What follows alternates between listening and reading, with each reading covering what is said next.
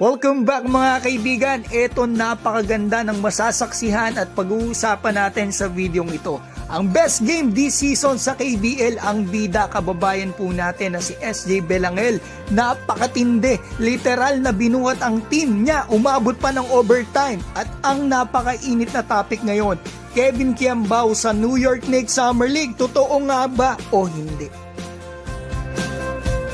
Simulan natin dito mga kaibigan sa pinakamagandang laban so far this season sa KBL. Ang bida po ang ating kababayan si SJ Belangel. Ito yung game nila kagabi mga kaibigan ha. So makikita natin yung ginawa dito ni SJ. Makikita nyo rin mga kaibigan na iba talaga ang batang to, kakaiba. Pagdating ng mga dying seconds talagang iba yung puso niya maglaro. Talagang yung isip niya talagang parang gusto niya talaga ipasok at nagagawa niya mga kaibigan. Parang kumbaga sa NBA, parang si Damian Lillard kapag dying seconds talaga ay sigurado talaga na hindi kinakabahan. So itong mga kaibigan, nakita natin yung isa, napakadami niyang gagawin ganyan, dying seconds, titira sa SJ, puro pasok mga kaibigan. So ito nakita natin, nakatira si SJ. Ito inatake naman niya yung isang Pinoy din na import dito sa KBL.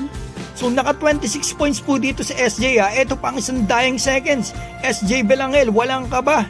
Talagang it's Belangel time talaga kapag crucial na mga kaibigan. Kita nyo naman, naalala ko yung ginawa niya nung qualifier Asia Cup mga kaibigan, kaya tayo nakapasok sa Asia Cup noon.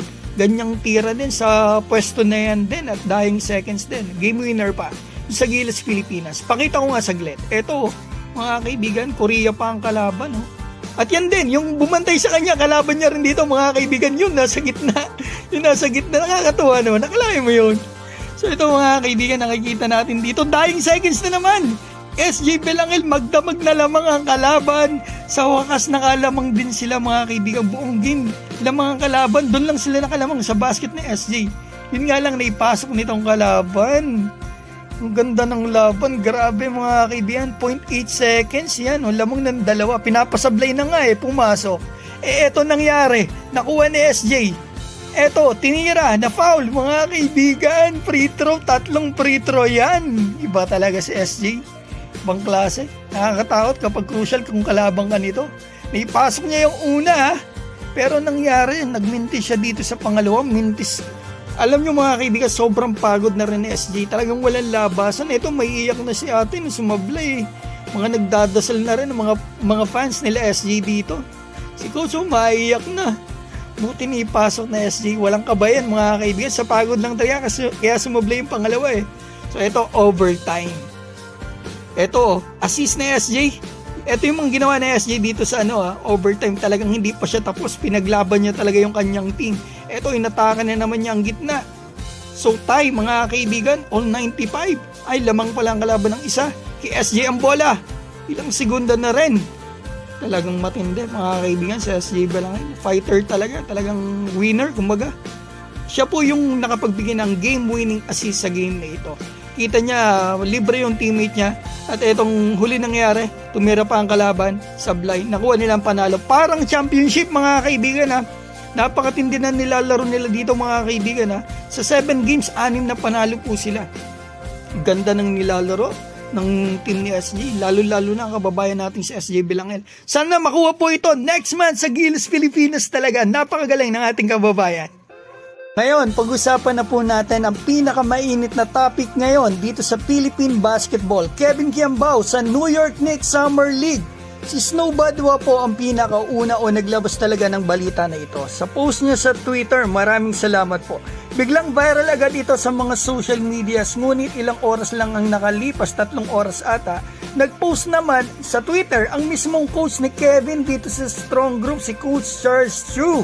So ito mga kaibigan ng post niya, there is nothing about Kevin Kiambao and Knicks right now, 0. Kaya naman lalo na itong pinag-usapan ng mga Pinoy, ang dami din na nagtatanong sa akin. So ito na po ang opinion ko about dito. At patas mga kaibigan at walang bias. Si Snow Badwa po kasi may resibo. May lumabas po kasi na video ang mismong PR ng Strong Group. Si Miguel Rocha po mga kaibigan. At sinabi nito na totoo nga yung offer ng New York Knicks for Summer League dito kay Kevin Kiambao. At ito ay binura din agad nito nga si Miguel mga kaibigan. Pero may lumabas naman mga kaibigan na article about dito nga sa Manila Bulletin. So yan mga kaibigan, nababasa naman natin. Ang opinion ko po dito at concern mga kaibigan ay ito. Offered ang sinabi, talagang inopera ng Knicks ng Summer League etong kababayan natin na si Kevin Kiambao, pero hindi pa lang daw nag-yes dito si Kevin o hindi pa ito tinatanggap ni Kevin o nag-commit si Kevin Kiambao. Para sa akin andyan na sa harap mo ang NBA opportunity, tatanggapin mo na lang, magdadalawang isip ka pa ba? Sino ang tatanggi dyan? At ang factors daw mga kaibigan UAAP yung lasal po ni Kevin Kiambao. Sino ang pipiliin mo? Yung lasal mo o NBA Dream mga kaibigan? Ay nako, ewan ko na lang talaga mga kaibigan At eto, nag-post po si Snowbad1 na naman mga kaibigan sa Facebook po. Eto pang isa daw niyang resibo mga kaibigan. Hindi niya lang daw ipopost yung full video. Na eto nga, laman po ng video na pinost niya yung audio interview niya kay Kevin Kiambao. Na interview pala niya mga kaibigan. At tayo na daw po ang humusga sa source niya. Ang sa akin lang mga kaibigan maganda yung ginawa na yan ni Snowbad1 na pinost niya na nakausap ni si Kevin. Ang sa akin lang, mas maganda sana kung ang ipinost po niya ay yung nabigkas man lang ni Kevin Kiambao, yung sa New York Knicks. I know na nakukuha niyo po yung punto ko kasi hindi nabanggit po ni Kevin doon sa audio na in-upload ni Snowbad1 yung word na Knicks man lang mga kaibigan. Kaya sana mas maganda kung ang pinost niya ay nabanggit ni Kevin yung word na Knicks na nabigkas man lang o napag-usapan nila nito nga si Kevin Kiambao. Kasi kung yun talagang ginawa niya ay siguradong tapos na po ang boxing. Ngayon mga kaibigan, kayo na po ang humusga dito. Sinabi ko lang sa inyo ang aking opinion. Kayo, malaya din po kayo magbigay ng inyong opinion dyan sa baba.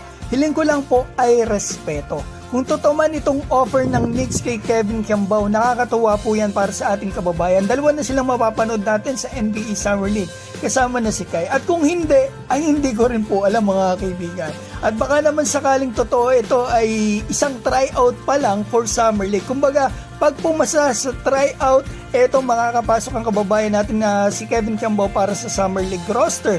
Pero mga kaibigan, napakatagal pa po kasi ng July Summer League At binubuo po yung Summer League lineup na yan after pa ng NBA draft sa June. Ang masasabi ko lang, ang mga shoe-in lang dyan ay na-draft nila at G-League players nila. So ngayon, abangan po natin ang susunod na kabanata sa istorya na ito. Magkakababayan tayo mga kaibigan hindi po tayo magkakaaway. Iwasan po natin ang bashing. Suportahan po natin ang bawat isa, especially ang mga kababayan nating players na naglalaro overseas. At palike and subscribe naman po mga kaibigan at ako'y magsasaing pa. Sayang ang tato! O mga kaibigan, mamaya na ulit at masyado nang mahaba ay wala pa kaming sinain. Bye-bye!